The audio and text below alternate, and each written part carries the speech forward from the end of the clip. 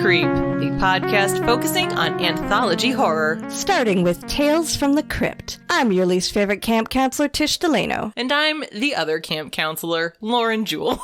God,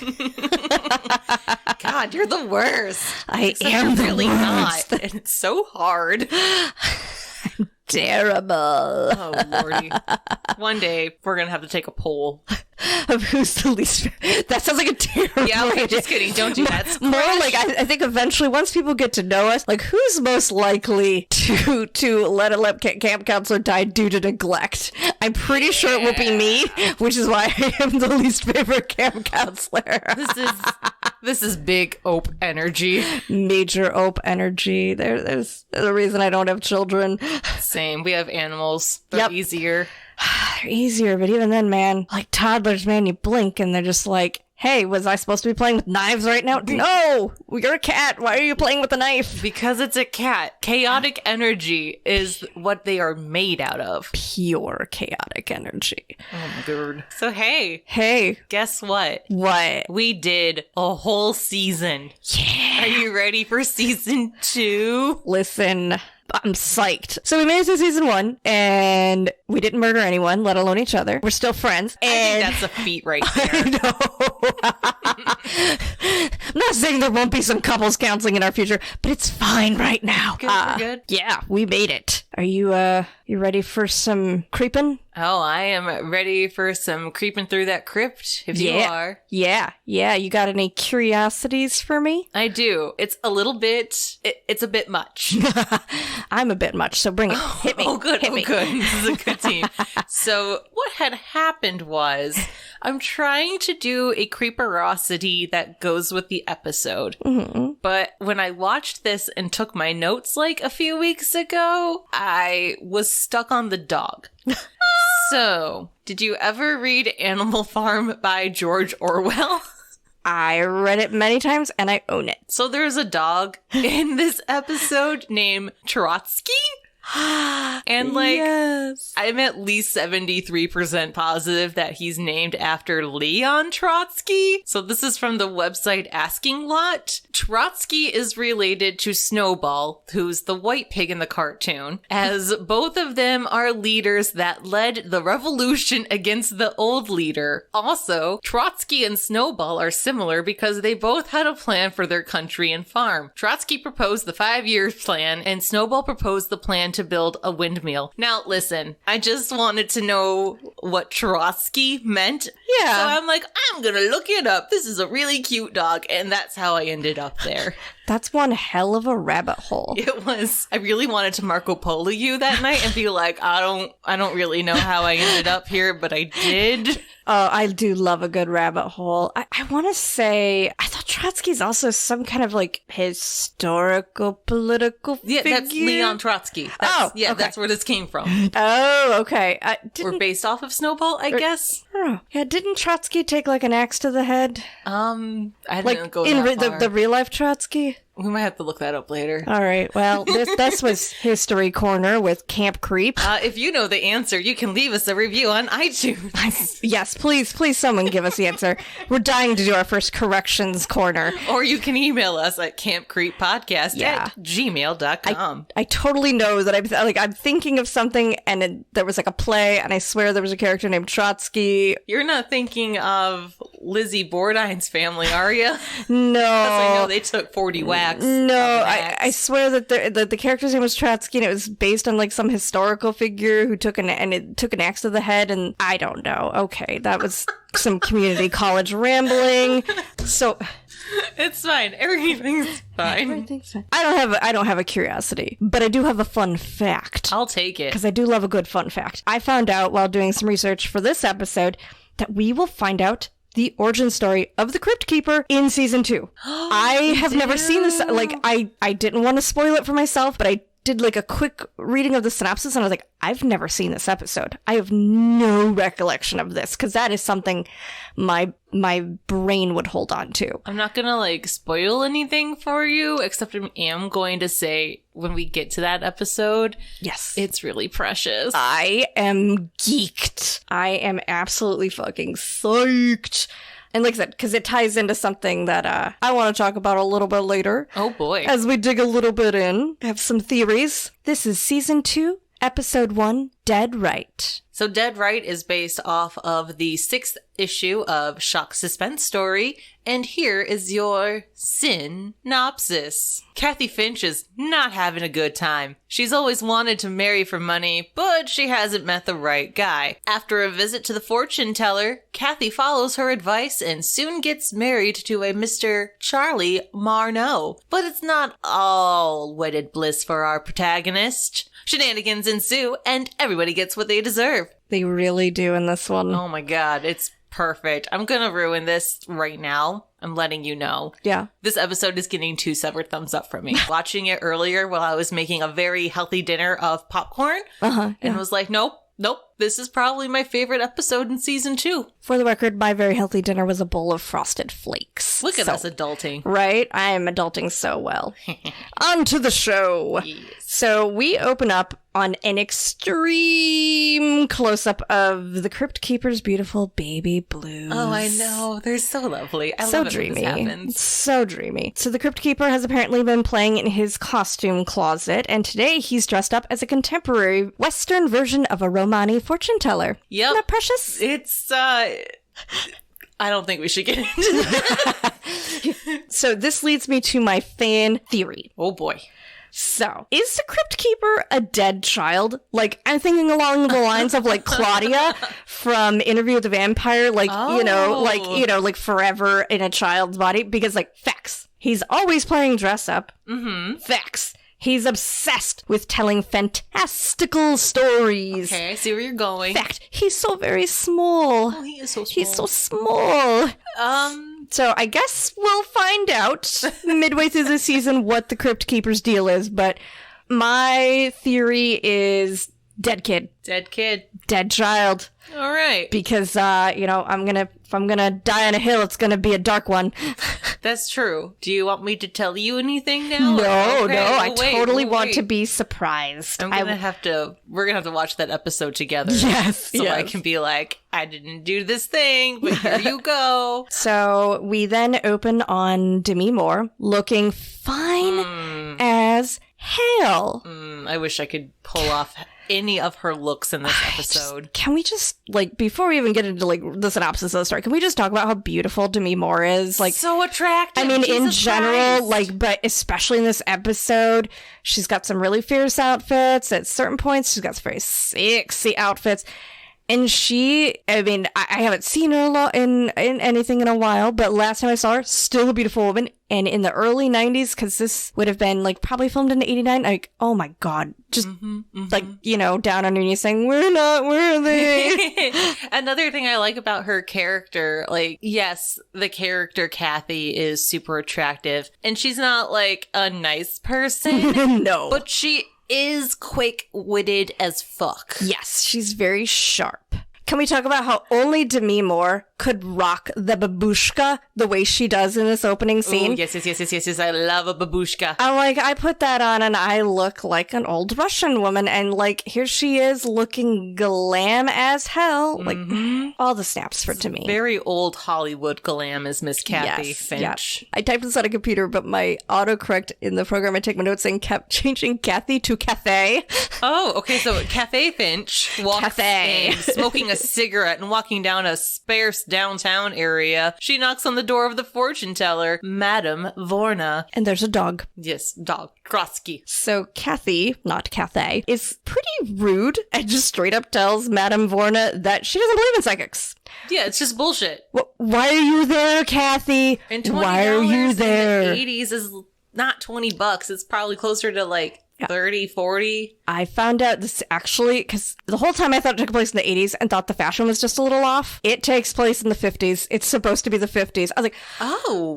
It clicked when I went back and like rewatched some scenes. I'm like, that's why it makes a lot more sense, but they do nothing. Like there's barely any hints that it is the 50s. Yeah, if you didn't just tell me that, I would have thought it was just a normal episode. Yeah, I just thought it, like, I was like, oh, neat. There was a lot of 50s inspired fashion in the 80s, so I just thought it was that. They really didn't go over the top in trying to convey the period. But yeah, found that out through IMDb.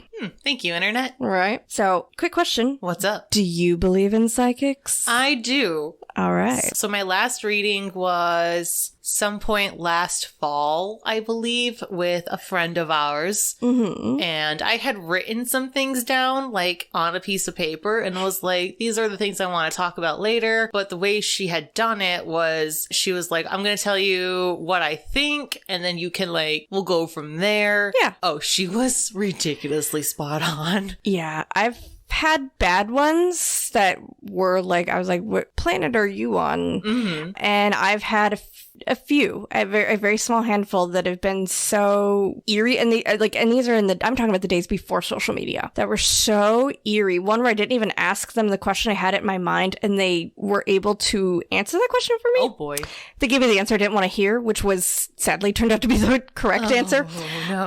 Yep. I've had a mix of both. If you want a good recommendation, I would trust anybody at the Boston Tea Room in Ferndale. Excellent. Yes. They're all super sweet there, and I trust them.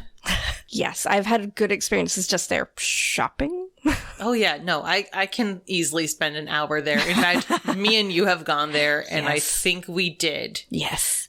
Whoopsies. So, Madame Vorna straight up calls her ass out. Mm-hmm. She tells... I love Madame Vorna. By the way, my favorite character in this entire thing. She's just fabulous. I love her. She calls her out for being a gold digger. And she doesn't say it in like a shameful way. She's like, yeah, you're a gold digger and you're a secretary. Like, yeah, you're a working girl. Yep. And Kathy confirms, like, yeah, she wants to be rich. She's never been rich before. So that's exactly what she wants to do with her life. And Madame Vorna says, you're not going to have a job by the end of the day. Mm-hmm. You're going to get fired. And then you'll have a new job. But how can that be? The boss is out of town. And she storms the fuck out of there and calls her nuts, because why would this random woman know anything about anything? It's not like it's her job to know. Right. And we know that Kathy's a bad person because Trotsky the dog attacks her foot. Yes. So if a dog is telling you, like, this isn't a good person, listen to the dog. Right. Okay, but wait, what about it if a cat does? Lego doesn't count. She's just a trollop. Lego just hates everyone who isn't Lauren, so... It's true. She hates my friend Will that comes over. She hisses at both of you. Yeah, she does not like me. I think she just is a little overprotective. It's fine. So as Kathy gets back to work and clocks in, we find out, one, that she was on her lunch break, and that the whole reason she went and saw Madame Vorna is because she was referred by a coworker. And she starts ranting to the coworker, which sounds something exactly like you and I would probably do. Yes. Which is a little unfortunate. And she calls the boss an asshole. Mm-hmm. Unfortunately, this poor coworker that she's ranting to is giving her, please shut the fuck up eyes. I can't tell you to shut the fuck up, but I really need you to. And the asshole in question is in the office. Womp. That was a relatable moment for me. Many times people have been giving me the shut up face. I'm like, what? Why are you making that face? Why are you looking at me like that? Why are you looking over there? Oh, God. Why are you narrating this conversation? Yeah. Oh, boy. Yep. Been there, Kathy. Mm-hmm. Been there. So her boss tells her, like, yep, this asshole came back early and he's acceptable of the name. He's like, yeah, that's fine. I get it. I'm not very nice. However, he does care that she went over by her lunch hour by 25 minutes, and he fires her. So, providing an HR perspective of this moment. I love a good real life moment here. Now, granted, I don't know what employment law looked like in the 50s, but I can say, Kathy was a little bit abrasive? Yes, incredibly abrasive. So I can imagine there's probably been some issues. I doubt this was her first offense. I like to go on a 3-strike system. That's my personal. Feel like that provides some legal cushion. But again, this was 50s, and I don't think she had any rights. So, It's impressive that there's only 2 women in this office. Right. So Kathy's walking down the street, and she encounters a man and a woman having an argument. Oh, yeah. They are totally butting heads. She's saying she's gonna quit, and he's like, oh, darn. How dare you? I'll never find your replacement. And she's arguing more with him, and he sees Kathy walking down, and he's like, hey, you, do you want a job? And she accepts the job on the spot. Now, the woman that just got fired / quit, I would just like to comment on her outfit. It was so cute. So she's wearing like a strapless bra top, and like she had a cute little coat over it, and like she had a very like saucy outfit, which immediately made me go, what is this place? Yeah. What is this place that Kathy just accepted a job at randomly? Right, she doesn't know anything. And like, I know you already said this episode apparently takes place in the 1950s. Mm-hmm. Her outfit was not 1950s. That was some 80s get up. Yes, very much, which is why I was so confused. Like I said, the context of it being in the 50s made one of the upcoming scenes make a lot more sense, but we will get to that. So then she goes back to Madame Vorna. And Kathy kind of apologizes about calling her a fraud, but in a very roundabout kind of a way. I have known way too many Kathys in my life. Right. And yes, that is exactly how they quote-unquote apologize. Are Kathy's like Karen? Yeah, very close. Very close. Interesting. Yeah. That's strong, stern, bitchy, but like they get away with it because they're like, but I'm sassy and strong. And you're like, yeah, there's a line between being a raging bitch and being strong, but okay. Right. And Madame Vorna just kind of goes with it. She's like, I knew this would happen because she knows everything. That is literally her job. And she has one of my favorite quotes. Every exit is an entrance someplace else. Aw, that's deep. If I could get that made into one of those motivational posters, I'm going to do it. That might have to be my next Photoshop project. You should get that like tattooed on yourself. I'll get it right on my forehead. Yes. It'll be great. Excellent. Nobody can enjoy it but people looking at me. We should make this a thing. If we ever get signed to a podcast network, you will get that tattooed on you. Yes. I'm going to put it right on my butt. All right. Maybe my thigh would be better. We'll figure it out. All 20 of you listening out there, I expect you to hold her to this. I would like to put there is a verbal asterisk. Yes, there is. It will be someplace on my body. There we go. So Madame Vorna then tells her that she's going to get married to a man. A very big man. A large man. Large man will walk into your life. Yes, and this man has no money. Yet. Not yet. And Kathy is more concerned about that. Do you know her list? Her list? No. She made a whole list. So she wants her husband to have the following. Okay. Big money, a yacht, yes, a mansion, furs, diamond rings, mink coats, and eventually love is added onto that list because Madame Vorna's like, what about love? Wow, I really went about things totally wrong, and I started with the love part. I'm going to have to get on Steven about the yacht and the mink. Well, I don't like fur. No, it doesn't even feel nice. I'm not into diamonds either, because the whole blood diamond thing, but at least some nice jewelry would be nice. Yeah, but then you can't lose it. Yeah. I know who you are. Yeah, there's a reason why my engagement ring is costs $25 and is moonstone, because I lose shit. And also, it changes every week which ring you're using. It honestly depends on what ring I find. I just like to have you one. I don't. And I went about this totally wrong. The other thing, I'm always confused when people have big money. Why would you want a mansion? That's more places for a murderer to hide and eventually kill you. Right. I think when money goes to people's heads and they buy the big shit, I'm like, it's just like a big target on your back saying, murder me, rob me and murder me. Or why not both? So Madame Vorna then emphasizes that this man will eventually come into money and then die a violent death. Violently violent. Emphasis on the violent. It's ridiculous how violent this death is. So then we cut to Kathy at her new job. Surprise! It's a burlesque club! Oh, look, we are well versed in this. Yeah, this is like, seriously, this episode might be like 2 hours long because we can talk about this. So when I initially didn't realize this was the 1950s, I was very confused because you see a woman wearing pasties with tassels, which that's a rant for a minute later. And she's just kind of doing burlesque-y dancing and has like a vintage-y look. And I was very confused because by the 80s, burlesque had evolved into basically what we now consider exotic dancing. Right.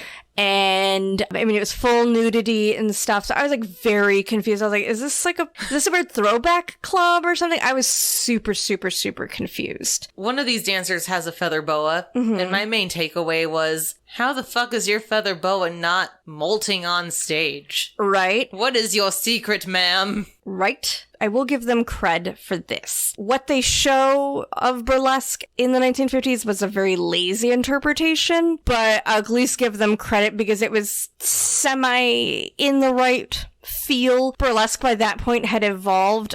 I didn't write down who said it, but someone quoted it as the decline of burlesque. Because by that point, vaudeville wasn't a thing. The comedians had gone out mostly, and the emphasis was more on the girls and the striptease and the shimmy, shimmy, shaky, shaky, shaky. The dancer they started with was real good at the pasty twirling, though. Yeah. Her tassels were going. Yes.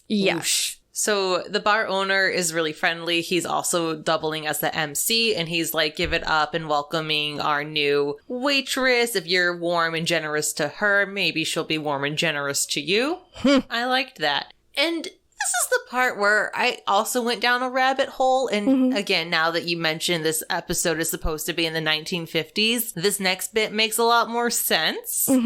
So he introduces Miss Nude Nebraska, 1948. Yes. Miss Aura Lee. So yeah, Miss Nude Nebraska, 1948 comes on stage, and she doesn't look like a little old woman like I would have imagined if this was the 80s. So now that you mentioned this episode is supposed to be in the 50s, that makes sense. Miss Nude Nebraska. I also tried to look up if that was a real person because I thought that would have been really cool. And all I was getting was porn sites.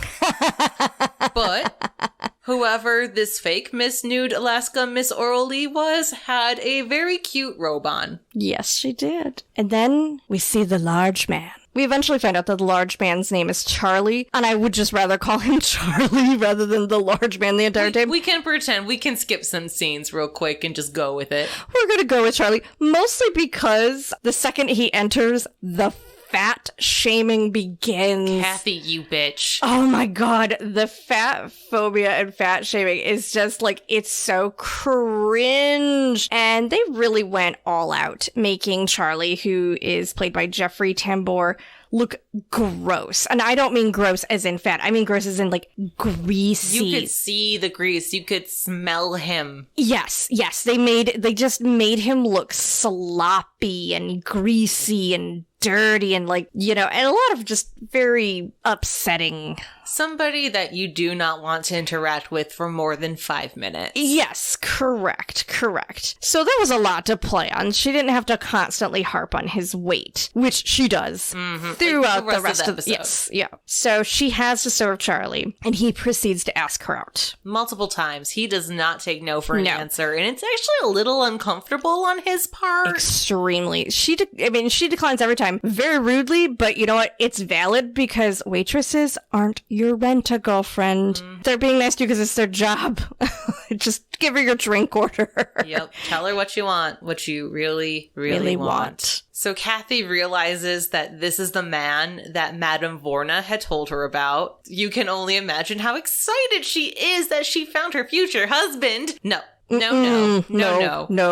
You can see it in her face, how it just drops when it clicks. Yeah. And she just leaves. She's she horrified. Runs. Yes, horrified. To be fair, he was begging her to go out with him, and it was so uncomfortable and creepy. He cornered her at the bottom of the stairs. Oh, don't do that. Just go away. Any impressionable people out there, don't do that to anyone ever. So Kathy runs into Madame Vorna's place, which not only was rude, but like Madame Vorna was having such a nice, quiet evening. Right. Complete with face mask and bunny slippers. Right. Like, she's like, dude, it's my off hours. Although, Madame Vorna, lock the goddamn door. Madame Vorna is able to confirm that he is indeed the man she is going to marry. Ooh. Romance is in the air. More like contempt with a little bit of money. Hungry is in the air. Throw some lavender essential oil on it. You'll be fine. Going forward, as HR, I have a brilliant idea for you, inspired by Trotsky the dog. Okay. Anytime somebody comes into your office having a bad day, offer them an animal cracker. Trotsky swears by them.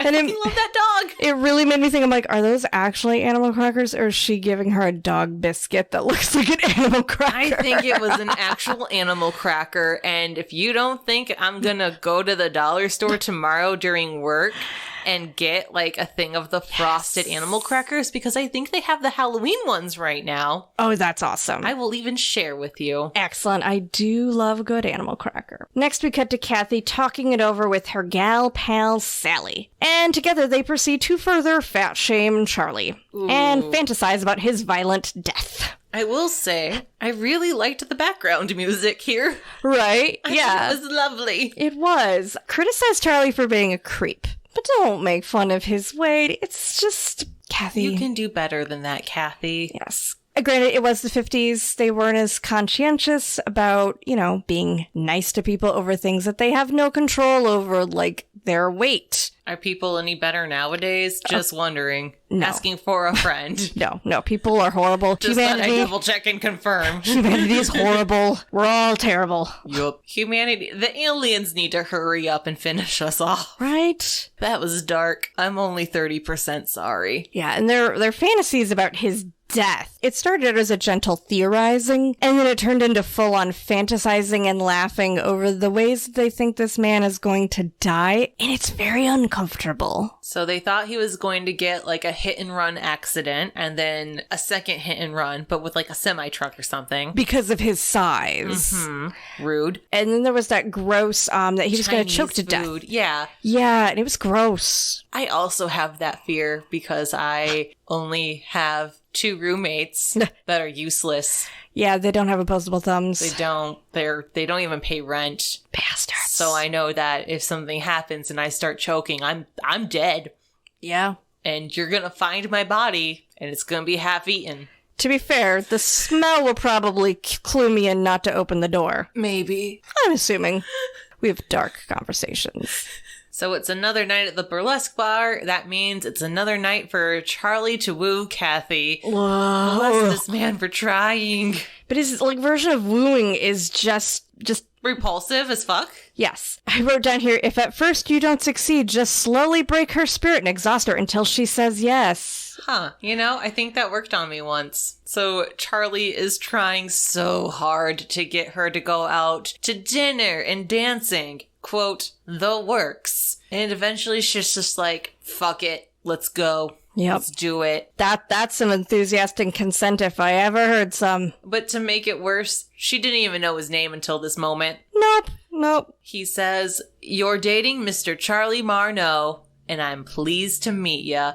I actually really liked how he said that, and I think if I ever find somebody out in the wild that I want to take on a date, I might have to use that line. There you go. He does promise her a movie, dinner, and dancing. So they go to a movie. I looked it up. It is the French version of Beauty and the Beast from 1946. I love it. He also has 2 giant buckets of popcorn. Yeah, so look how creative, another fat joke. Yeah, because, of course, he has both extra large buckets all to himself. Oh boy. And then Charlie whisks her off to dinner at a Chinese restaurant. Oh look, another fat joke. Just look at how much Charlie's eating. It's so funny. It's such a knee slapper. And then they go salsa dancing at what looks like a disco place? I wonder if they were purposely trying to make this episode, like, multiple eras? Right, like, what time period is this supposed to be? Then they managed to sneak in one more kind of fat joke, because he steps on her feet, because he's such a big guy. Oh, he crushes her feet. Har, har, har, har. See, I don't know if that was necessarily a fat joke that time, or if it was just... He just doesn't know how to dance. He's a bad dancer. He's just a bad dancer. Yeah.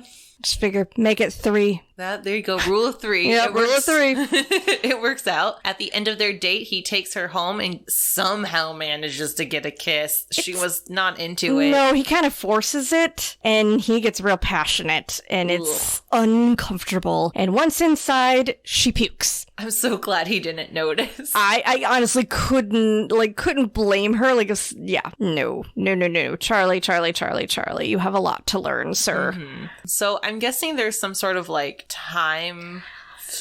Been a couple of days between the next scene and this one. Unknown amount of time has passed and we're back at the club. And I mean, you don't know, is it the next day? Is it a month from now? You have no idea, which makes what happens next a little, concerning. Mm-hmm. I'm hoping it's at least a month. We can hope. Yes. So we're back at the club and Charlie is yakking to a very bored Kathy about his new suit. Looks very nice. It's very Charlie Marno. Yes. And, randomly, he proposes to her. And she is a little logical.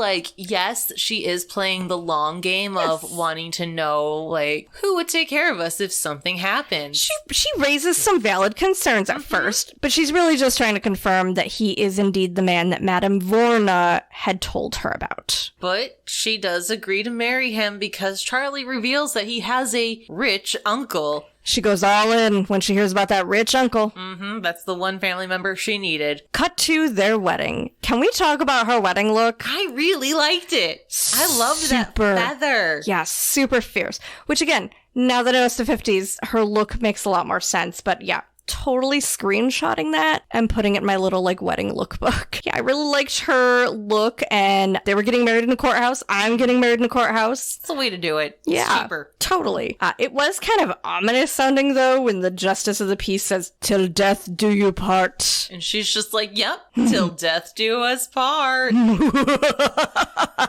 thunderbolts in the background. Oh, and then we have my probably least favorite moment of the episode, the wedding night. Okay, listen. I'm not a very active person, if you will, but I feel like Charlie would be pretty good at certain activities, if you know what I mean. You can't judge a book by its cover, that's for sure. I'm just saying he wouldn't suck at oral. Yeah, I would imagine.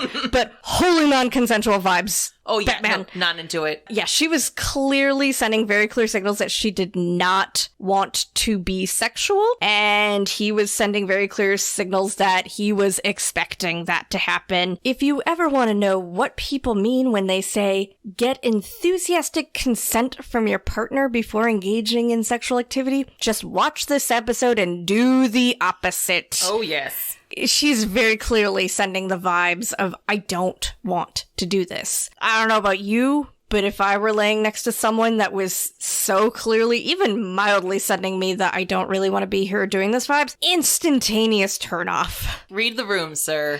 Yes. Read the room. Yes. Very uncomfortable moment. Then we cut to an interesting motif. I loved this. I really liked it. I mean, it was depressing, but also I really loved it.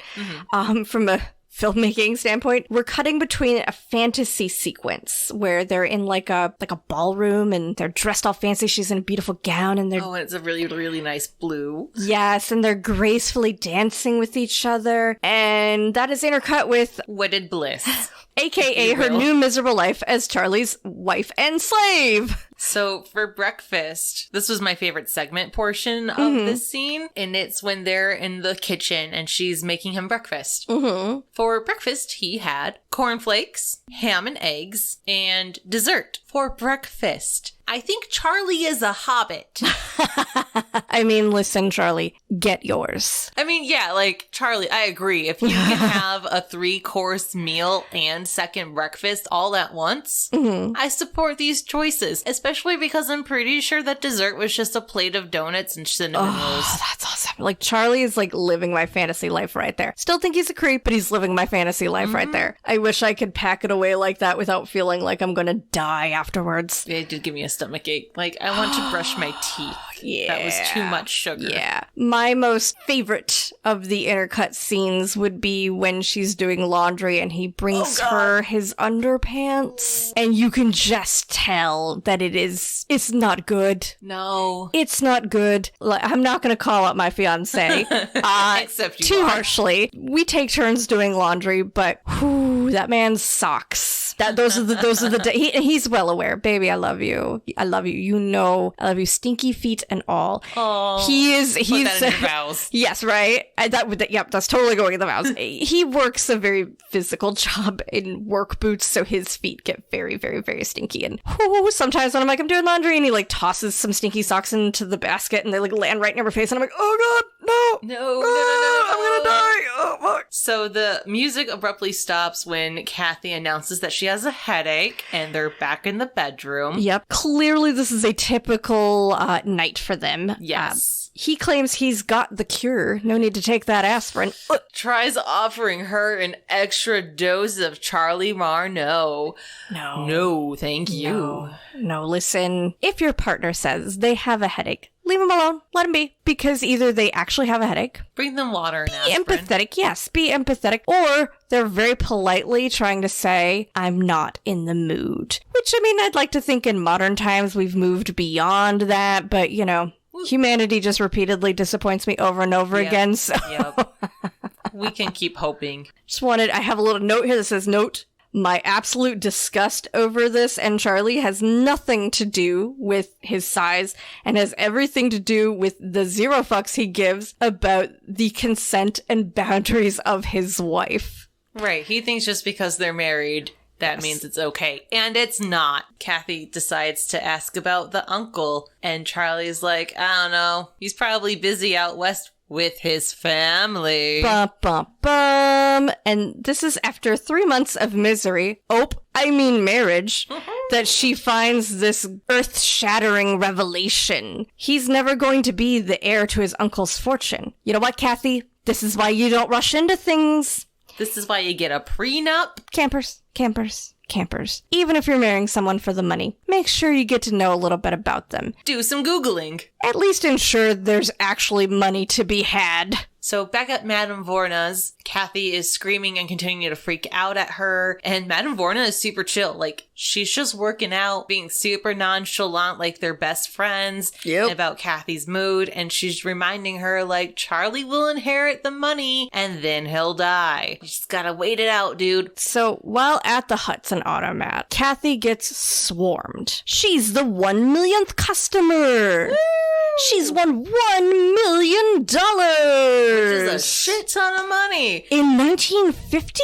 I did not do the math, but we're just gonna go with it's a shit ton of money. We're gonna just say that it's in modern money, it's $2 million. Okay, Dr. Evil. Right, yeah. If somebody wants us to correct us in the comments, we'll do a corrections corner. So yeah, the store manager and a camera crew show up and they're congratulating her and her husband on the prize money. And I'm a little sad we didn't get a shopping spree montage. She had a lot of goodies. Yeah, she eventually makes her way home, slightly less than $1 million richer based on all the shopping bags. And she had a really cute ensemble on. It was like a gold taffeta pencil dress, I think, and a nice overcoat. Yeah, it was super, super, super 1950s. Which, again, is what confused the crap out of me, because the costuming, was half-assedly barely 50s, kind of 80s version of 50s, and then sometimes, super authentic. Her look was never super 50s, and, her makeup, her hair, and all that stuff. It's very confusing. It reminds me of when my middle school would have sock hops.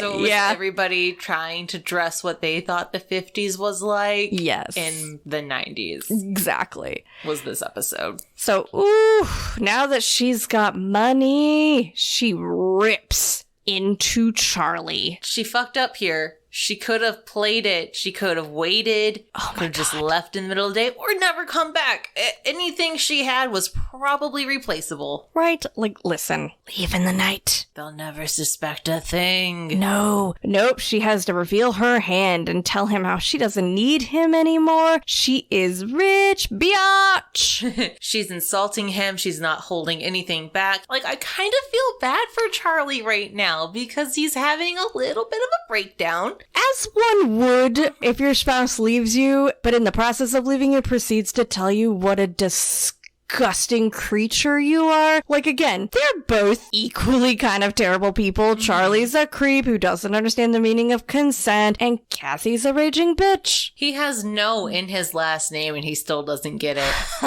Marno. Charlie. But yeah, I did feel kind of bad because, again, call him out on being a creep. Call him out on being a slob. But just digging into him because he's fat and you don't find him attractive and just tearing him down about how you never loved him like that. I'm like, that's low, bro. That's low. Charlie tries to stop her, reminds her that they love each other, and Kathy isn't here for this. She tells him to eat a salad, which we have already called out the amount of fat shaming in this episode. Yep. We're going to do it again, though. Yeah. Don't be a fat shamer. And next he says, if I can't have you, nobody can. And he grabs that knife and he starts stabbing her. She's trying to calm him down to make him stop, but girl, no, you should have thought that through. Yep. Now, had he just snapped and stabbed her in a rage, I'd be like, yeah, that's valid. I mean, ish. I mean, don't stab your partners. I'm not saying that. But, you know, like, it would be like, oh, heat of passion, blah, blah, blah. But then when he had to pull the, if I can't have you, nobody can. Ew. Gross.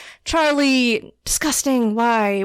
Don't say that to anyone, ever. Anyone listening, please, for the love of God, don't murder people is also the takeaway. Yeah, don't murder people and just never utter those words. If I can't have you, nobody can. People aren't objects. I will say the rest of this episode is kind of hilarious. Oh, yeah.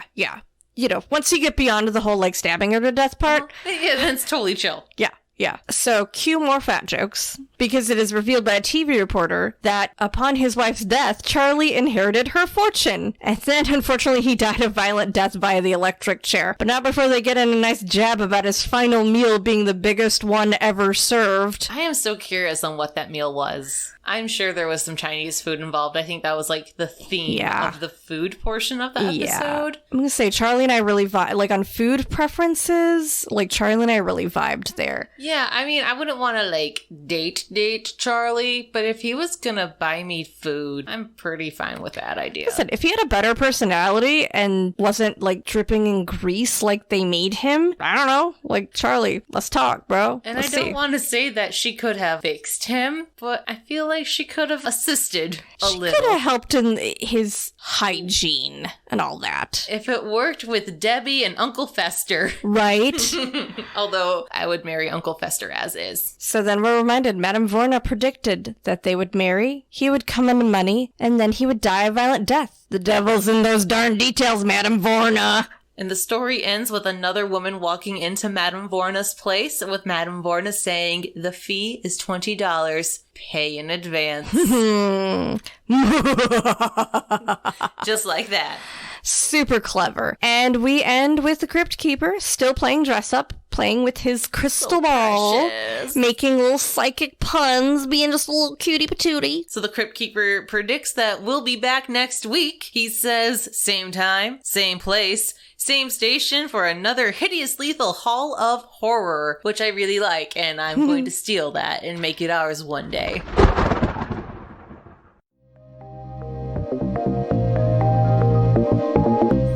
That is my best friend Jenny over there on that side of the table. Hi, that's my lifelong best friend Taylor.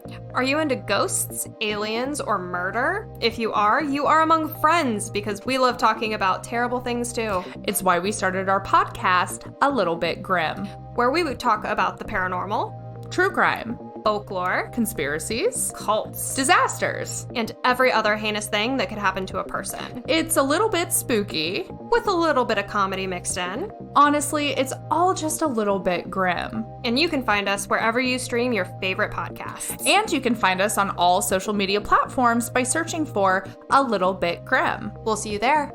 Goodbye!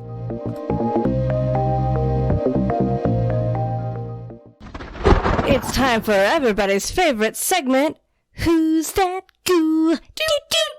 You know what I really like about Who's That Ghoul? What? I don't have to do anything. I just have to sit here and be like, nope, I don't know who that is. Right. Nope. The director of this episode is Howard Deutsch, or Dutch. I'm not quite sure how you pronounce it, but he is the director of season 1, episode 4, Only Sin Deep, the guy who is married to Leah Thompson. Oh. Yes. Okay. All right. Yes. Okay. So I do remember that. Yes. So I want to just expand on his resume a little bit more than what I did last time. Apparently most recent work. He's directed a few episodes of American Horror Story. The show or their new thing? The show. Okay. Mm-hmm. All right.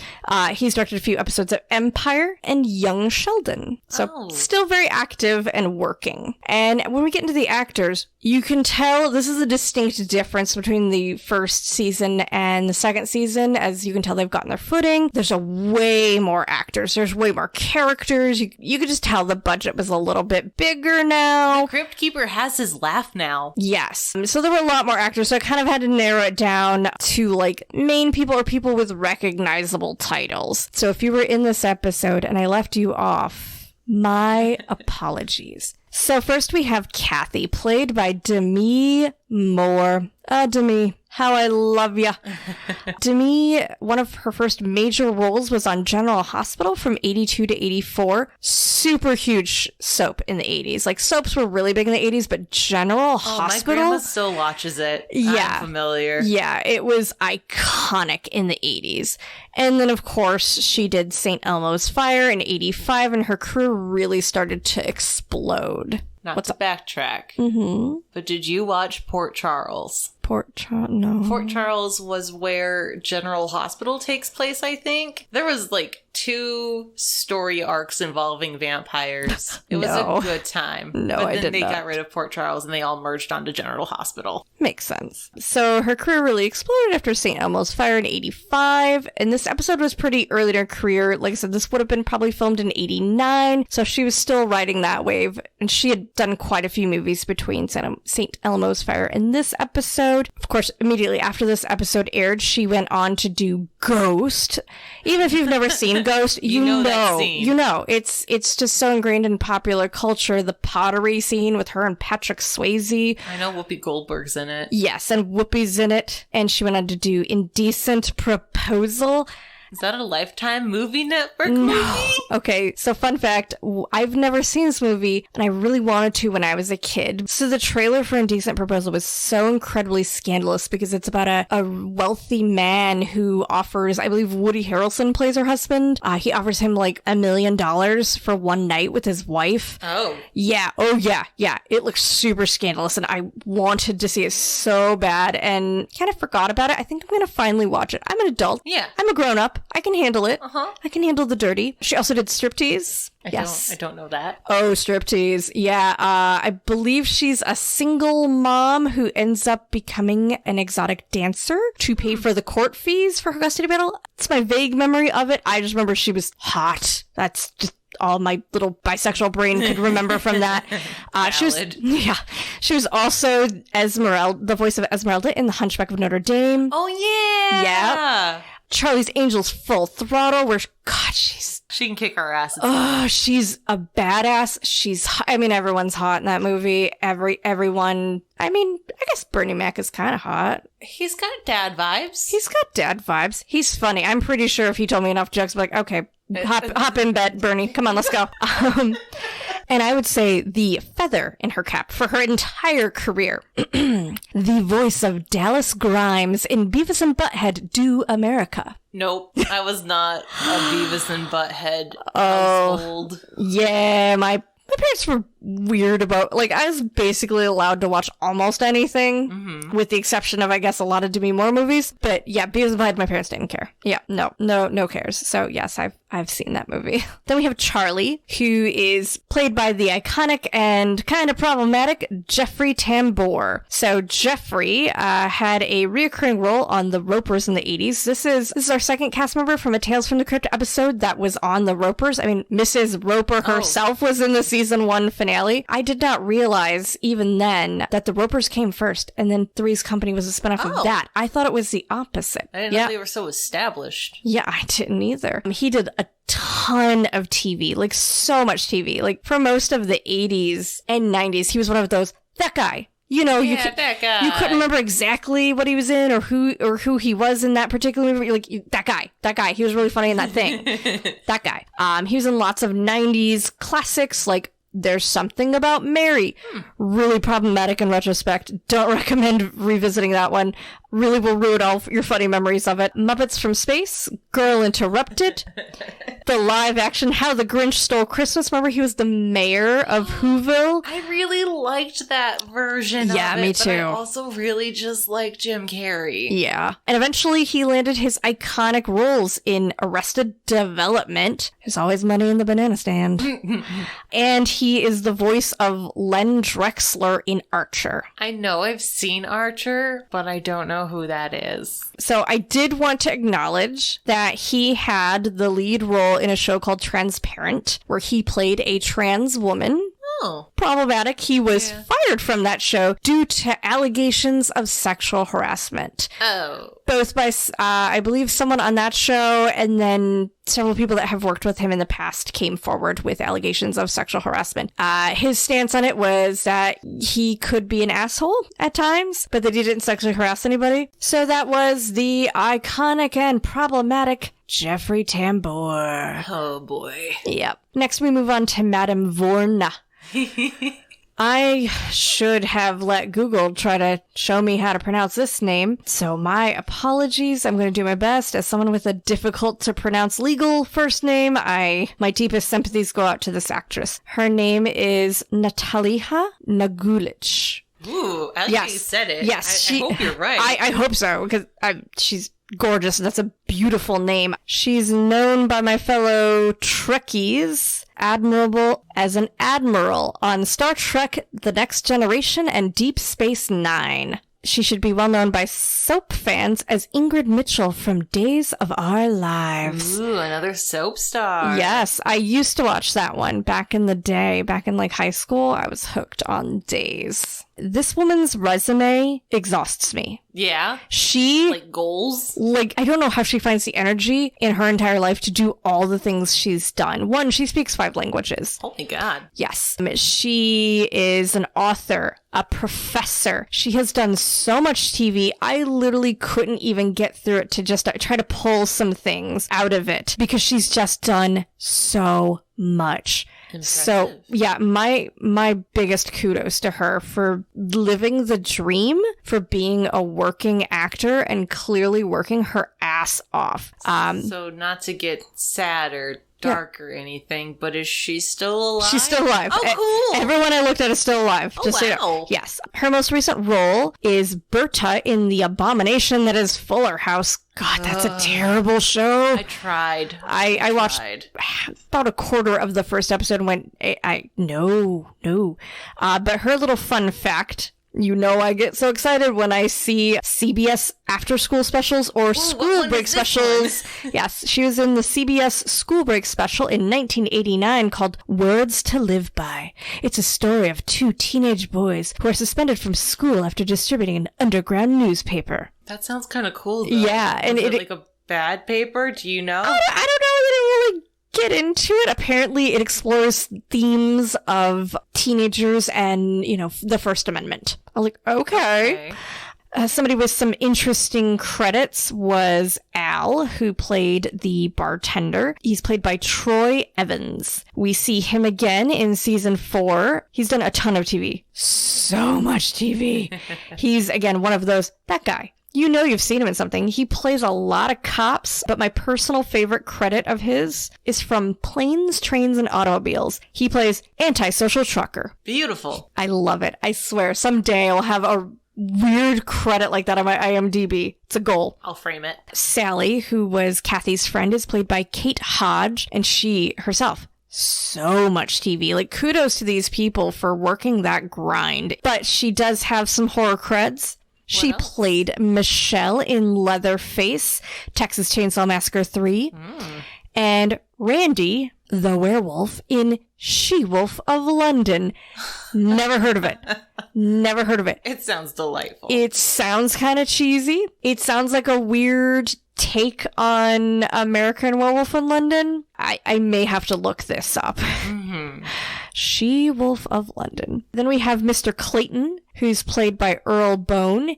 He's best known for his role as criminal psychologist Dr. Peter Silberman in the Terminator series 1 through 3. But again, my favorite cred was he is the voice of Senor Senior Senior in Kim Possible. Oh, I remember Kim Possible. That was a good show. Yes, That was cute. that cracked me up. Yes, he has a lot of voice acting creds. And then our final "Who's That Ghoul?" is it the dog? Are you about to tell me about the dog?